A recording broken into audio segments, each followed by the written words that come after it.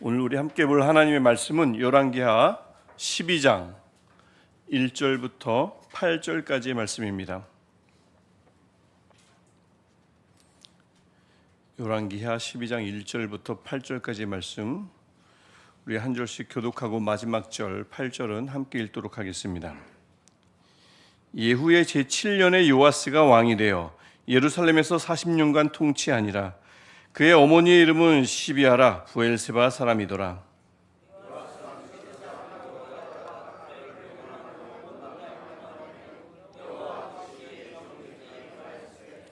다만 산당들을 제거하지 아니하였으므로 백성이 여전히 산당에서 제사하며 분향하였더라.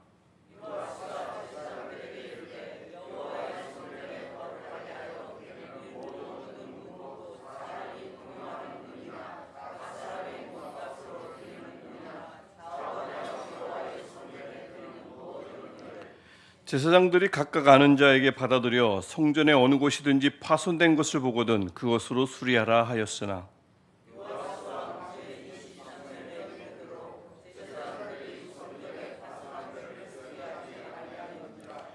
요아스 왕이 대제사장 여호야다와 제사장들을 불러 이르되 너희가 어찌하여 성전의 파손한 데를 수리하지 아니하였느냐? 이제부터는 너희가 아는 사람에게서 은을 받지 말고 그들이 성전의 파손한 데를 위하여 드리게 하라. 제사장들이 다시는 백성에게 은을 받지도 아니하고 성전 파손한 것을 수리하지도 아니하기로 동의하니라. 아멘. 우리 어제 김고모 목사님 말씀을 통해서 나눴던 즐거움과 평안함, 하나님이 주시는 즐거움과 평안함이 오늘도 하나님으로부터 우리에게 풍성히 부어지기를 소원합니다. 하나님만이 주시는 즐거움이 있고 하나님만이 주실 수 있는 평안함이 있는데 우리가 누려야죠. 즐거움과 평안함의 운물이 곁에 있는데 늘 즐거움이 없고 평안함이 없는 그 메마름, 목마름, 갈함, 이것으로 늘 고통스러워한다면 하나님의 운물이 굉장히 어색할 것 같아요. 우리 하나님의 운물 곁에서 목마르하지 않는 저와 여러분 되시기를 축복합니다. 우리 어제 나눴지만 그 즐거움과 평온함이 남유다에 깃들었던 때는 아달랴가 죽고, 그렇죠? 아달랴가 죽고 요아스가 왕이 되었을 때입니다. 그때가 언제죠? 아달랴의 6년의 통치가 끝나고 요아스가 왕이 될 때, 즉 7년째가 되던 해라고 우리가 어제 그제 계속 보았습니다. 7년째입니다. 그때 왕위에 오른 요아스는 우리가 어제 마지막 절에서 보았지만 몇 살이었죠? 7살이었습니다. 아주 어린 나이 7살입니다. 즉 7년째 되던 해에 요아스는 7살이었고요. 또 오늘 우리가 12장 1절을 보았지만 공교롭게도 그때는 예후가 또 왕위에 오른 지 몇 년째입니까? 7째 되던 해입니다. 7년째입니다.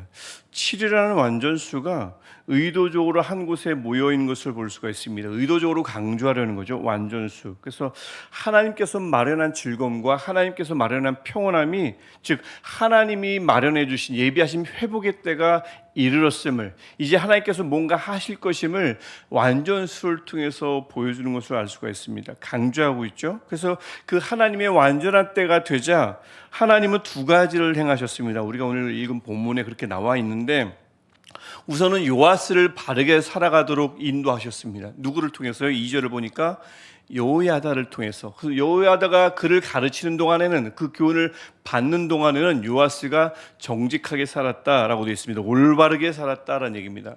하나님께서 먼저 요아스를 그렇게 인도하셨죠. 나라에는 왕이 중요하니까 한 사람의 왕을 그렇게 회복시킨다는 것, 바르게 살아가도록 인도한다는 것은 어떤 사람보다도 중요하니까 그렇죠. 그래서 왕을 올바른 삶으로 살도록 인도하셨고요. 두 번째 일은 뭐냐면 그 요아스를 통해서, 올바르게 살아가는 요아스를 통해서 성전을 수리하도록 그런 마음을 그에게 주셨습니다. 여러분, 성전 수리는 하나님을 향한 신앙 회복을 말합니다. 하나님 신앙 회복이요. 또 성전 수리를 해서 왜 수리를 합니까? 여기서만 온전히 예배할 수 있도록, 즉 성전 중심 신앙을 말하는 거고요. 그 말은 곧 하나님 중심 신앙을 회복하려는 운동입니다. 그런 뜻이 성전 수리에 담겨 있죠. 하나님을 향한 신앙이 회복되고 특별히 하나님 중심 신앙을 회복시키려는 의도가 성전 수리에 잘 담겨 있다고 볼 수 있습니다. 성전 수리를 해야 된다는 것, 그 말은 뭐겠습니까? 성전이 망가졌다는 뜻이죠. 성전이 언제 망가졌을까요? 역대하 24장 7절 보면 이 아달랴뿐만 아니라 아달랴 아들들이 글쎄 저런, 우리 7절 우리 한 목소리 한번 함께 읽어보겠습니다. 시작. 이는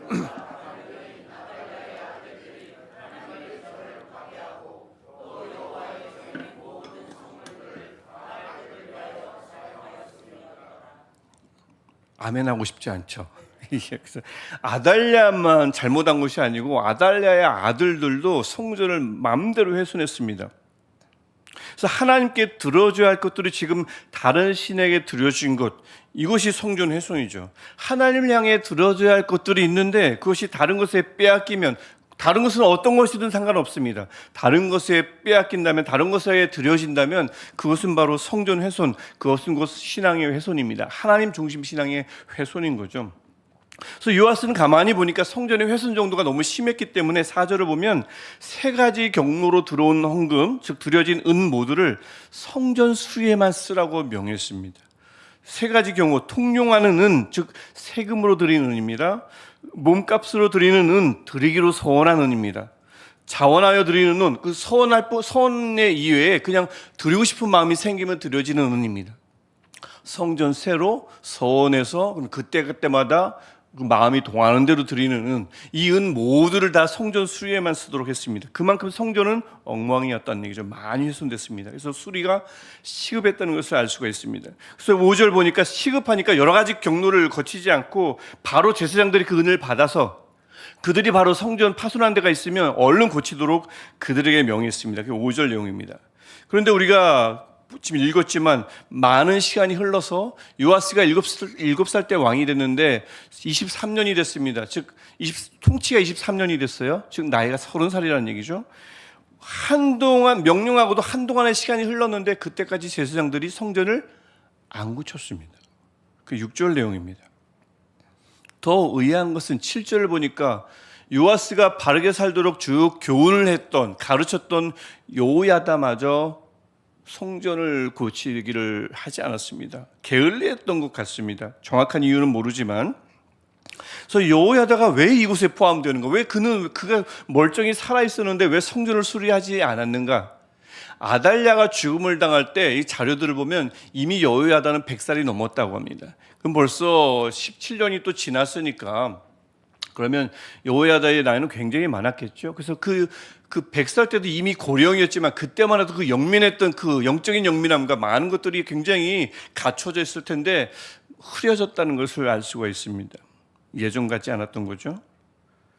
왜 수리하자는지는 7절을 봐도 모르고 본문을 봐도 모릅니다. 왜 그랬을까? 그래서 여러 가지 추정을 하는데요. 이 은이 생겼는데 이런저런 필요가 생기니까 그때 막 쓰는 바람에 목적 헌금 드렸는데 다른 것에 쓴 것과 비슷한 거죠. 필요가 하니까, 더 급한 게 생기니까, 아니면 성전 수리에 대한 열정이 사라져서 어떤 이유인지는 어떤 본문도 우리에게 언급하지 않기 때문에 본문이 비워둔 것을 굳이 채워두려고 하면 그때 무리가 생기고 이상한 생각들이 생기는 겁니다. 이상한 해석이 생기고 이유는 정확히 알 수 없습니다. 본문의 관심사가 아니기 때문에 그렇습니다. 핵심은 무엇이냐? 성전을 수리하라고 명했는데 성전 수리하지 않았다. 이게 핵심인 겁니다. 그래서 요아스는 그 제사장들에게 맡겼던 임무, 책임을 다 빼앗아 버립니다. 이제 손 떼라고 얘기하는 거죠. 이제부터는 7절 보니까 너희가 아는 사람에게서 은을 받지 말고 성전 수리도 담당하지 말란 뜻입니다. 그래서 8절을 보니까 이 왕의 명령에 제사장들이 모여서 다 동의했습니다. 이제 우리가 하지 않겠다. 그래서 내일 보면 다른 체계를 마련합니다. 그래서 내일 이제 우리가 함께 보실 텐데, 그래서 이렇게 보면 이제 요아스가 이제 그들에게서도 임무를 빼앗아서 좀 더 완전한 체계를 만들어서 그렇게 해서 성전 수리를 맡기려고 하는 것을 볼 때, 자 이제 시간 문제인 것 같아요. 하나님을 향한 신앙과 하나님 중심 신앙이 강화되고 회복되고 강화되는 것은 시간 문제인 것 같은데 그렇지 않았습니다. 이렇게 신앙의 회복을, 하나님 중심 신앙을 회복하려고 이렇게 애쓰던 요아스의 노력이 이루어지지 않았습니다, 여러분. 왜 그럴까요? 3절 때문에 그렇습니다. 왕을 평가할 때마다 꼭 우리 열왕에서 지금 읽어오셨지만 뭐 칭찬하는 듯 하다가도 그러나 상단은 없애지 않았다. 상단에서 예배 산당 하죠. 이 요아스도 또 이 고질적인 이 문제, 산당을 그대로 둔 것입니다. 백성들의 3절을 보니까 그래서 성전이 아니라 성전이 버젓이 있는데 산당에서 예배를 드렸다라고 얘기합니다. 문제가 크다는 얘기죠. 이 고질적인 문제를 요아스마저도 해결하지 못했다는 얘기입니다. 대체 산당이 뭐길래 왕들이 그거 하나 없애는데 그렇게 어려워했을까요? 왜 이렇게 힘들었을까요? 왜 열왕기서가 그렇게 산당 하는데 왕들은 거기에 대해서 그렇게 그 산당을 왜 제어할 수 없었을까요? 왜 열왕기서는 그곳에 집중할까요? 뭐 제가 옛날에 이제 배울 때 죽는 당보다 산당이 나으니까 나는 죽는 당보다 난 산당이 나니까 산당이 더 낫지 그랬던 기억이 나는데 왜 산당을 없애지 못했고 열왕기서는 계속 산당 했을까요? 여러분 산당은 당연히 우리 아시는 것처럼 성전이 지어지기 전 하나님을 예배하던 장소였습니다. 주로 높은 언덕이 있었고 높은 언덕이 있는데도 불구하고 더 높이 졌습니다. 아마도 하늘에 계신 하나님께 조금이라도 더 닿아보려는 그런 의도가 있었던 것으로 보여집니다. 근데 문제는 뭐냐면요, 하나님을 예배하던 곳이기도 했지만 그곳은 하나님이 아닌 다른 신을 예배하던 곳, 그러니까 숭배하던 곳이기도 했습니다. 그 이전부터 수백 년 전부터 이스라엘 백성이 그곳에 있기 전부터 산당이 있었단 말이죠. 그러니까 이 오래전 그곳에서는 다양한 예배가 드려진 것이고, 물론 이스라엘 백성이 이제 나중에 성전이 없으니까 그곳에서 수백 년 동안 가서 예배를 드렸겠죠. 그러니까 장소가 익숙해졌어요. 익숙해지면 어때요? 그곳만 가면 마음이 평안하죠. 편합니다. 장소만 편해질까요? 거기 가면 장소만 만나나요? 사람도 만납니다. 거길 가면 만나게 되는 사람들과 친밀해졌을 거예요. 거기 가면 제사를 돕는 사람도 있었을 것이고 산당을 관리하는 사람들도 있었을 것이고 또 나름 뭐 기도만 하고 있을까요? 나름 또 좀 뭐 알아가지고 말씀을 가르치는 사람들도 있었을 거예요. 그럼 가서 문제가 생기면 상담도 받고 기도도 받고 예언도 받고 그런 사람들이 분명 존재했을 겁니다. 그들과 친밀해지고 그들과 함께 예배하면서 아주 똘똘 뭉치는 그런 결속력 강한 공동체가 그 안에서 이루어졌겠죠. 그러니까 왕들이 이걸 깨기가 어려웠던 거예요. 근데 문제는 뭡니까? 왜 열왕기서가 자꾸 산당을 제거하라고 암묵적으로 계속 강요합니까? 명령합니까? 아까도 말씀드렸듯이 산당이란 것은 다른 이방인도 섬기던 곳이었습니다. 다른 이방신을 숭배하던 장소였다고요. 우상 숭배의 현장이었다고요. 그래서 물론 처음에는 하나님께 드린 제사 드리고 나면 이방인 제사가 드려지고 이방신을 향한 제사가 끝나고 나면 이게 엇갈리지 않도록 예배를 했겠죠. 하지만 시간이 지나면서 두 예배자들이 서로 연합을 하거나 서로 영향을 받고 때로는 두 제사를 동시에 드리기도 했다는 기록이 있습니다. 그러다 보니까 이방신 섬기는 사람들하고도 친해졌겠죠. 또 도움도 받았겠죠.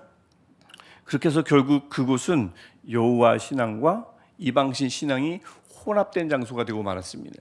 그것이 산당이에요. 그러니까 열왕기서가 그렇게 자꾸 산당 하는 겁니다. 혼합. 근데 이제는 솔로몬 성전이 세워졌죠. 이제 그곳에 가면 안 되죠. 성전 중심 신앙, 즉 하나님 중심 신앙으로 바뀌어야 되죠. 근데 이 몸에 뱄어요. 그 장소는 친숙합니다. 거기 가야 마음이 편합니다. 그 습관을 지우기가 쉽지 않아요. 성전보다는 산당이 더 익숙하고요. 어떤 이들은 성전에 있는 제사장보다 산당에서 만난 나의 신앙의 동료가 더 좋았을 거예요. 더 의지했을 겁니다. 이 산당이 수백 년 동안 뿌리 내려왔으니까 이걸 그래서 없애기가 쉽지 않았던 거예요. 그래서 수많은 왕들이 실패했고 요아스도 결국 실패했습니다. 그래서 성전 중심 신앙을 회복하려고 했지만 내일 보면 알 수 있듯이 못합니다. 결정적인 순간에 요아스가 내어주지 말아야 할 것을 내어줍니다. 내일 함께 볼 거고요. 그 오늘날의 산당은 무엇일까요? 장소는 이제 사라졌죠. 산당은 없습니다. 하지만 보이지 않는 산당은 여전히 존재한다고 볼 수 있어요. 혼합 말이죠. 혼합. 하나님 중심 신앙과 다른 신앙의 혼합 말이죠. 미신이든 전통적인 신념이든 그 혼합 말입니다. 예를 들어볼까요? 복의 근원은 누구십니까? 하나님이시죠. 복의 근원은 하나님이십니다. 하지만 문지방 밟으면 안 돼요. 다리 떨면 안 됩니다. 왜요? 복 나갑니다. 생명은 하나님이 주관하셔요. 생명의 주관자는 하나님이시죠. 근데 이름을 빨간 글씨를 쓰면 왠지 깨름직합니다. 저도 웬만하면 안 써요. 그리고 숫자 4는 웬만하면 피하려고 합니다. 그리스도인, 비그리스도인은 상관없어요. 하나님은 어디에나 임재하십니다. 무소부지하시죠. 안 계신 곳이 없어요. 그런데 특정한 명당은 따로 있다고 생각하는 경우도 있습니다. 거길 가야 하나님 임재한다. 하나님은 언제나 우리를 보호하십니다. 하지만 십자가 목걸이를 목에 매면, 자동차 안에 십자가 목걸이 하나 매면 이상하게 안정감이 들어요. 보호받을 것이라는 그런 생각도 들죠. 부족이 아닌데 부족처럼 여깁니다. 예수님만이 우리의 중재자세요. 맞습니까? 예수님만이 하나님께로 가는 길과 진료, 생명 맞습니까? 맞습니다. 그런데 때로는 그건 성경에 나온 거고 실제는 하나님의 임재를 불러들이고 강력하게 만들어주는 그분의 뜻과 연결시켜주는 어떤 매개체가 있다고 생각합니다. 사람이 따로 있다고 생각하죠. 영매. 이런 것들이 혼합입니다. 이런 것들이 보이지 않는 오늘날의 산당이라고 저는 생각해요. 보이지 않는 산당. 그리고 공교롭게도 과거에도 그렇더니 지금도 이 산당은 도무지 뿌리 뽑기가 어렵습니다. 오랜 세월 몸에 배웠고 그것이 익숙하기 때문에 그렇습니다. 하지만 반드시 사라져야 할 고질적인 문제임을 열왕기서는 끊임없이 반복해서 강조합니다. 제가 이 관련 구절 찾아서 가져오려다가 새벽이라서 시간이 너무 길까 봐 어마무시하게 나옵니다. 산당 좀 제발 없애라고. 없애지 않죠. 익숙하니까. 이 오늘 본문은 우리에게 말씀해요. 훼손된 성전요, 즉 무너진 신앙이요, 이것은 반드시 보수되어야 합니다. 하나님을 향해 드려줘야 할 것들, 이것을 다른 것에 빼앗기면 그것이 무엇이든 상관없어요. 다른 것에 빼앗기고 다른 것에 드려지면 사람이든 어떤 일이든 다른 것에 내 모든 것, 내가 하나님께 드려야 할 것들을 빼앗기면 그것은 성전 훼손이며 그것은 곧 신앙의 훼손입니다. 신앙이 훼손되고 무너진 곳이 있으면, 그래서 오늘 보면은 뭐라고 그래요? 모든 은을 집중시켜서 성전 수리하듯이 신앙이 훼손되면 모든 노력을 기울여서 어떻게든 빨리 그 신앙을 복구하라고 말씀합니다. 회복하라고 말씀합니다. 제사장들처럼 세워라 내어라 놔두면 안 돼요. 예배가 무너졌는데, 기도가 무너졌는데, 교제가 안 되는데, 섬김과는 거리가 먼데, 이것도 다 무너졌는데 어느 것 하나 무너진 채로, 어느 것 하나입니다. 어느 것 하나 무너진 채로 방치되어 있으면 안 된다고 오늘 말씀은 우리에게 말씀하고 있습니다. 그리고 동시에 순전한 하나님 중심 신앙이요, 이 신앙을 위해선 산당을 반드시 없애라고 말씀합니다. 성전 중심, 즉 하나님 중심 신앙을 회복하라고 하는 겁니다. 여러분, 성전 중심하면 꼭 이 교회에 나와야 한다, 집에서 예배드리면 안 된다, 그거는 너무 표면적인 해석이고요. 성전 중심 신앙이라는 것은 하나님 중심 신앙이라는 것입니다. 산당을 버리고 하나님 중심으로 신앙하라는 거죠. 그게 1차적인 의미입니다. 즉 어떤 걸까요? 제가 아까 예를 들었듯이 복의 근원, 생명의 근원은 하나님이십니다. 여러분, 어떤 형상도 아닌 하나님이 보호하십니다. 아버지께로 가는 길이요 진리요 생명이신 분은 오직 한 분, 예수님이십니다. 하나님의 임재를 불러오는 명당도 없고요, 하나님의 임재를 더 우리에게 경험하게 해주는 영매도 없습니다. 예수께서 유일한 중재자이십니다. 그렇게 이런 많은 것들, 이 죄의 근원들을 끊어낼 때 우리가 어제 그제 함께 나누었던 것처럼 하나님만이 주시는, 그래서 남유다에 깃들었던 평온함과 즐거움이 죄의 근원이 제거될 때에 우리에게도 깃들 줄 믿습니다. 우리 그것을 우리가 꼭 누렸으면 좋겠어요. 그래서 하나님 중심 신앙의 회복이 우리 안에 이루어지고, 무엇보다 산당 제호를 통해서 하나님을 향한 순수한 신앙이 날마다 회복되어져서 이렇게 하나님 중심 신앙이 보수되고 하나님 중심 신앙을 지켜나갈 때에 우리가 하나님께서 남유다에게 베푸셨던 즐거움, 평온함, 이것을 우리가 마음껏 누리며 살아가는 저와 여러분 되시기를 간절히 축원합니다. 네, 기도하겠습니다. 하나님, 오늘도 우리를 깨워주시고 아버지 앞에 엎드리게 하시니 감사합니다. 세상을 둘러보면 엎드릴 만한 것들이 많고 기댈 만한 것들이 많고 들어볼 만한 내용들이 많지만 하나님의 말씀 앞에 엎드리며 다른 어떤 의지 대상도 아닌 하나님만 의지하겠다고 아버지 앞에 나올 수 있게 허락하여 주시니 감사합니다. 이 하나님 중심 신앙, 이것이 어느 때든 무너지지 않게 하옵소서. 다른 하나님께 드려야 할 것들을 다른 것에 드림으로써 우리 신앙이 훼손되지 않도록 주님 도와주옵소서. 예배, 기도, 섬김, 교제, 어떤 것도 다른 것에 빼앗기지 않도록 하나님을 향한 우리 신앙이 잘 보수되도록 보존되도록 주님 도와주옵소서.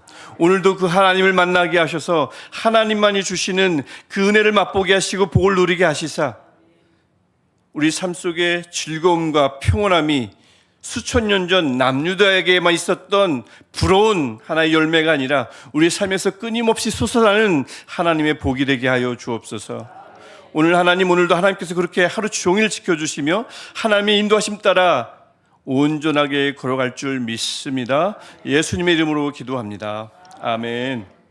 하늘에 계신 우리 아버지, 아버지의 이름을 거룩하게 하시며 아버지의 나라가 오게 하시며 아버지의 뜻이 하늘에서와 같이 땅에서도 이루어지게 하소서. 오늘 우리에게 일용할 양식을 주시고 우리가 우리에게 잘못한 사람을 용서해 준 것 같이 우리 죄를 용서하여 주시고 우리를 시험에 빠지지 않게 하시고 하소서. 나라와 권능과 영광이 영원히 아버지의 것입니다. 아멘. 오늘 우리 하나님, 복의 근원이신 하나님, 생명의 근원이신 하나님, 우리를 보호하시는 하나님, 우리를 늘 이끌어 주시는 하나님 앞에 우리 간절히 기도하시다가 집으로 자유롭게 돌아가시겠습니다.